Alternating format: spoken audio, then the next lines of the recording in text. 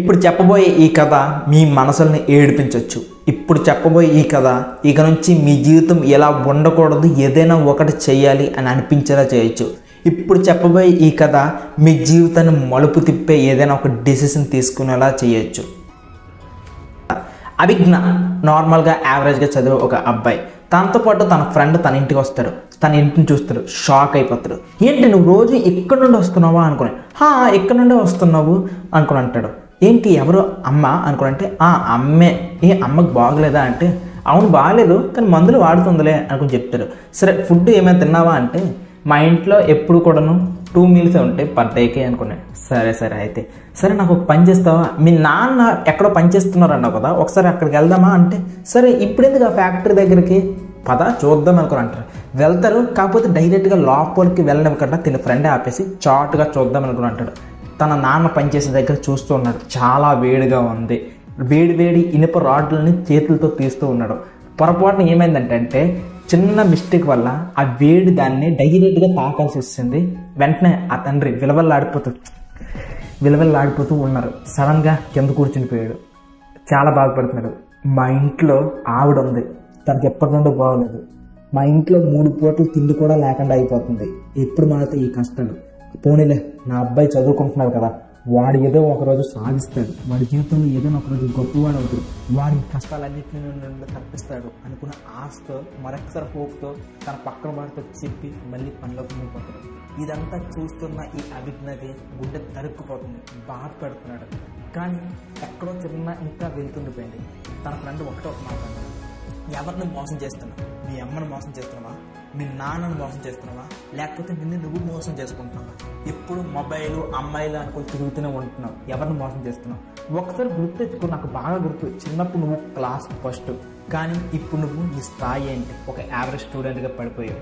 ఎందుకు ఇలా మారిపోయావు? ఎవరిని మోసం చేస్తున్నావు? మీ నాన్న కలలుగానే వదిలేస్తావా? మీ నాన్న అనుకున్న మాటలని అలానే వదిలేస్తావా? నిన్ను ఎంతో గొప్ప స్థాయికి చూడాలనుకుంటున్నారు. నువ్వు జీవితంలో గొప్పగా ఎదుగుతావు, వాళ్ళందరి కష్టాన్ని తీరుస్తావు అని అనుకుంటున్నారు. కానీ నువ్వేం చేస్తున్నావు? మోసం చేసుకుంటున్నావు. నువ్వే మోసం చేసుకుంటూ మీ అమ్మ నాన్నలు కూడా మోసం చేస్తున్నావు. ఒక్కసారి ఆలోచించు అనుకుని చెప్పాడు. ఆ మాట విన్న వెంటనే తను షాక్ అయిపోయాడు. ఏడ్చాడు అని తీరా ఏడుస్తూనే ఉన్నాడు. తన ఇంటికి వెళ్ళాడు. రాత్రి పడుకుందామన్నా సరే నిద్ర పట్టలేదు, తిండి తినలేదు. ఆలోచిస్తూ ఉన్నాడు. తన ఆలోచనల నుండి ఒకే ఒక వాయిస్ వినిపించింది. తన మాటల్లో నుండి ఒకే ఒక్క నిజం అనేది బయటకు వస్తుంది. ఏం చేయాలి? మా నాన్న అనుకున్నది సాధించాలంటే ఏం చేయాలి? మా నాన్నకి ఏం కావాలి? ఇతను ఒక ఫ్యాక్టరీలో వర్కర్ కాదు, ఒక ఓనర్లా ఉండాలి అనుకుంటున్నారు. దానికోసం ఏం చేయాలి? నా దగ్గర ఉన్న వెపన్స్ ఏంటి? తిరిగి నేనేం చేయాలి అని ఒకే ఒక్క మాటకి ఆన్సర్ చదువు. ఆ రోజు నుంచి చదవడం మొదలుపెట్టాడు. డైలీ 10 hours చదువుతూనే ఉన్నాడు. తన చేతిలో ఉన్న ఆ మిగిలిన 8 monthsని చాలా జాగ్రత్తగా వాడుకున్నాడు. మొదలుపెట్టాడు. తను వెళ్ళే క్రమంలో చాలా వరకు కూడా అడ్డంకులు వచ్చాయి, చాలా వరకు కూడా డ్రాబ్యాక్స్ వచ్చాయి. వాటన్నిటిని కూడా ఒక గురువు, ఒక మెంటర్ సహాయంతో హెల్ప్ తీసుకున్నాడు, చేశాడు. చివరాఖరికి ఎగ్జామ్స్ రాస్తాడు. ఇప్పుడు తన యొక్క స్టేటస్ ఏంటి తెలుసా? ఆ స్టేట్కి వాడే నెంబర్ 1 ర్యాంక్ వచ్చాడు. వెంటనే ఇంటర్వ్యూయర్స్ అందరూ వచ్చారు. మీ సక్సెస్కి కారణం ఏంటి? మీరు ఏం చెప్పాలనుకుంటున్నారు? తను ఒకే ఒక మాట అన్నాడు. వెంటనే కుములు ఏడుస్తూ, నా లైఫ్లో నాకు ఏమీ వద్దు, మా నాన్న కన్న కళల్ని నిజం చేస్తే చాలు. మా నాన్న కన్న కళల్ని నిజం చేయాలనే ఆలోచన మాత్రమే నన్ను ఈ స్థాయికి తీసుకుని వచ్చింది, నన్ను ఈరోజు ఇక్కడ నిలబెట్టింది, అంతే. సో ఈ కథలో మీకు 2 కథలు కనిపించాయి. మొదటి కథ, రెండో కథ.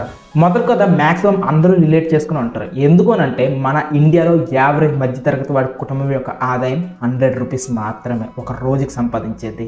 మ్యాక్సిమం అందరి యొక్క లైఫ్లో ఇలానే ఉంటాయి. కానీ సెకండ్ స్టోరీ ఎంతమంది రిలేట్ చేసుకున్నారు? ఎంతమంది తనలా మారాలని అనుకున్నారు?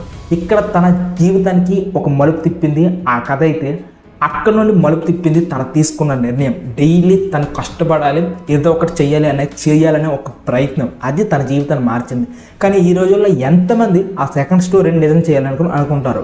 ఫస్ట్ స్టోరీలో అందరిలా ఉన్న వీడే సెకండ్ స్టోరీకి ఎందుకు మారిపోయాడు ఈ అభిజ్ఞ అంటే, తన సిచ్యువేషన్స్ని తను యాక్సెప్ట్ చేశాడు. తన రియాలిటీ ఏంటో తను ఒక్కసారి చూశాడు.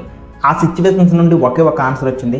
నా సిచ్యువేషన్స్ నేను చేంజ్ చేసుకోవాలి, నా లైఫ్ని నేను చేంజ్ చేసుకోవాలి, నా పేరెంట్స్ సిచ్యువేషన్ కూడా చేంజ్ చేయాలని అన్న ఒక్క ఆన్సరే తన ఎగ్జిక్యూషన్ని, తను చేసే రిలేటబుల్ వర్క్ అంతటిని కూడా చేంజ్ చేసింది. అంటే ఇక్కడ ఒక్క మాట చెప్పాలంటే రీజన్ ఫైండ్ అవుట్ చేశాడు, వై అనే మాటకి ఆన్సర్ ఫైండ్ అవుట్ చేశాడు, నీడ్ ఏంటో తెలుసుకున్నాడు. ఏది ఎన్ని రకాల మాటలతో చెప్పినా సరే ఒక మాటలో చెప్పాలంటే తన రీజన్, తన వై, తన నీడ్ ఫైండ్ అవుట్ చేశాడు, తన ముందుకు వెళ్ళాడు. What about you? Maximum people అందరూ కూడా ఫస్ట్ కథకి రిలేట్ చేసుకున్నంతగా సెకండ్ కథని రిలేట్ చేసుకోలేరు. ఒకటి గుర్తుంచుకోండి, తన జీవితాన్ని మార్చింది ఒకటి, తన లోపల నుండి ఒక ఆలోచన వచ్చింది, తాను ఏం కావాలి అనే ఒక వాయిస్ తనలో నుండి వచ్చింది. అన్నిటికన్నా మించి తన పేరెంట్స్ సిచ్యువేషన్స్ మార్చాలి అనే ఒక మాట బలంగా వచ్చింది కాబట్టే తను కూడా ముందుకు వెళ్ళగలిగాడు, ఆ రకంగా చేశాడు. సో లైఫ్లో మామూలుగా ఫ్లోలో వెళ్ళిపోతే ఏమీ ఉండదు. అందరికీ కూడా అలానే ఫ్లోగా వెళ్ళిపోతే సిచ్యువేషన్స్ ఎలా ఉంటాయంటే నాకు మ్యాథ్స్ రాదు, సైన్స్ టఫ్, నాకు ఈ ఇంట్రెస్ట్ రావట్లేదు, ఇలాంటి మాటలే వచ్చేస్తూ ఉంటాయి. ఒక్కసారి మీరు వెళ్ళి టాపర్స్కి అడగండి, మీరు ఎలా ఈ రకంగా చేయగలుగుతున్నారు, మీరు ఎలా చదువుతున్నారు అనుకుంటే తను ఒకటే మాట అనుకుంటాడు, ఏది కూడా టఫ్ కాదు, ప్రయత్నిస్తే అన్ని కూడా సాల్వ్ అయిపోతాయి, సరైన విధానంలో చదివితే అన్ని సాల్వ్ అయిపోతాయి అనే మాట ఒక్కటే తన ముందుకు తీసుకుని వెళ్తాం. అన్నిటికన్నా ముఖ్యంగా తనను తీసుకుని వెళ్ళే మాట, చెయ్యాలనుకున్న వాడు ఎన్ని అడ్డంకులు వచ్చినా సరే చేస్తారు, కానీ చెయ్యకూడదు అని ఇంట్రెస్ట్ లేని వాడు మాత్రం ప్రతి దాన్ని సాకులు చెప్పుకుంటూ తనకి ప్రతి దాన్ని వాయిదా వేసుకుంటూ ఆపేస్తూ ఉంటాడు. ఈ ఒక్క మాటే మమ్మల్ని చేంజ్ చేసింది అని చెప్పుకుంటూ ఉంటాడు. సో ఒకటి గుర్తుంచుకో, నీ లైఫ్లో ఉన్న శత్రువులు ఈ మొబైల్, దాన్ని తీసిపడే. ఈ లైఫ్లో ఉన్న శత్రువులు నీ యొక్క థాట్ ప్రాబ్లం, దాన్ని కూడా తీసిపడే. అన్నిటికన్నా మించి తన జీవితంలో ఈ సెకండ్ స్టోరీలా అబ్బాయిలాగా సక్సెస్ అవ్వాలి అంటే తనకు కొన్ని సీక్రెట్స్ పాటించడం, తన లైఫ్లో ఒక గురువు కనిపించడం, తను చేసిన ప్రతి మోటివేషన్ తన ఫ్రెండే గురువై తను మోటివేట్ చేసి తన ముందుకు తీసుకుని వెళ్ళాడు. తన ఫ్రెండ్ ఏం చెప్తాడు, ఏమేమి చేసుకుని వెళ్ళాడు, ఒక్క మోటివేషన్ తన జీవితాన్ని ముందుకు తీసుకుని వెళ్ళిపోయిందా, తన ఎగ్జిక్యూషన్లో ఇంకేమైనా ప్రాబ్లమ్స్ వచ్చాయి, అవన్నీ కూడా చెప్తా ఈ స్టూడెంట్ సిరీస్లో. మళ్ళీ నెక్స్ట్ వీడియోలో కలుసుకుందాం. ఆ స్టూడెంట్ లాంటి జీవితం మీరు కావాలనుకుంటే ఈ సిరీస్ని ఫాలో అవ్వండి. అండ్ అన్నిటికన్నా మించి ఒక మాట, నీలో ఆలోచన రావాలి,